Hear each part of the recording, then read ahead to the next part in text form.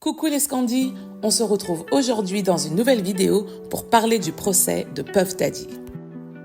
Alors, qu'est-ce qui lui est reproché exactement?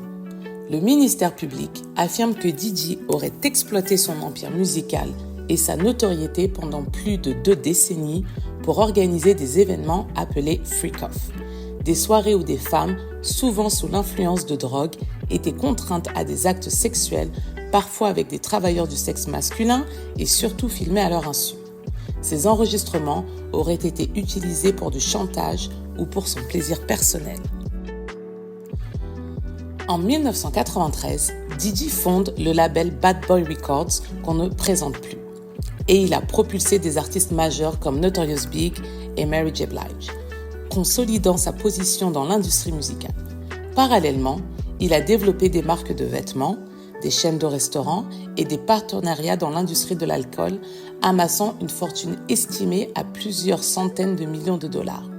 Il a d'ailleurs très souvent fait partie du top 5 des rappeurs les plus riches selon Forbes. Selon l'acte d'accusation, Diddy aurait exploité cette infrastructure pour mettre en place une entreprise criminelle impliquant trafic sexuel, travail forcé, enlèvement et obstruction à la justice. Ses employés auraient été chargés de la logistique des freak-off, des événements où des femmes, parfois mineures, étaient droguées et contraintes à des actes sexuels, souvent filmés à leur insu. Ces enregistrements auraient été ensuite utilisés pour du chantage ou pour maintenir les victimes sous contrôle.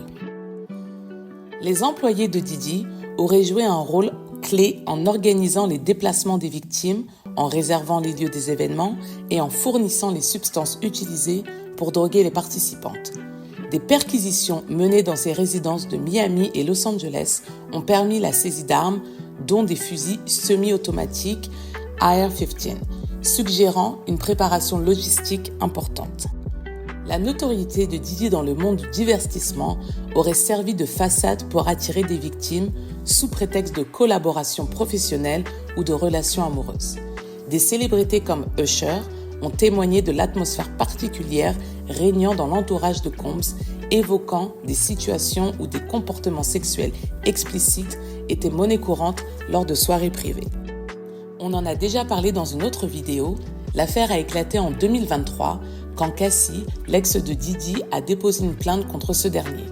Et même si l'affaire s'est très vite réglée à l'amiable, moyennant 30 millions de dollars, la boîte de Pandore avait déjà été ouverte.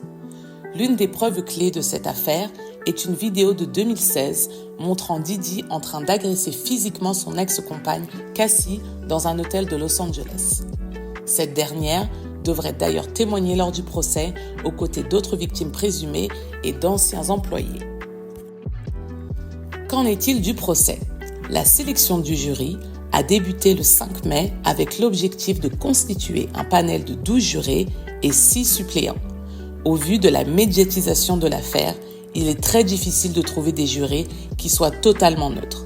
Les candidats ont rempli des questionnaires détaillés incluant des questions sur leur connaissance de l'affaire et leur exposition médiatique. Des noms de célébrités comme Kanye West et Michael B. Jordan ont été mentionnés, bien qu'ils ne soient pas accusés, pour évaluer d'éventuels bias chez les jurés. Diddy plaide non coupable et rejette toute offre de plaidoyer. Ses avocats soutiennent que les relations étaient consensuelles et relèvent d'un style de vie libertin. Ils prévoient de contester la crédibilité des plaignantes en suggérant des motivations financières ou des souvenirs peu fiables. C'est donc parti pour l'un des procès les plus attendus qui devrait durer environ 8 semaines. On assiste donc en live à une chute de l'une des figures les plus importantes du hip-hop. La vidéo vous a plu, n'oubliez pas de liker, de commenter et de partager. Et si la vidéo ne vous a pas plu, n'oubliez pas de liker, de commenter et de partager. À très vite!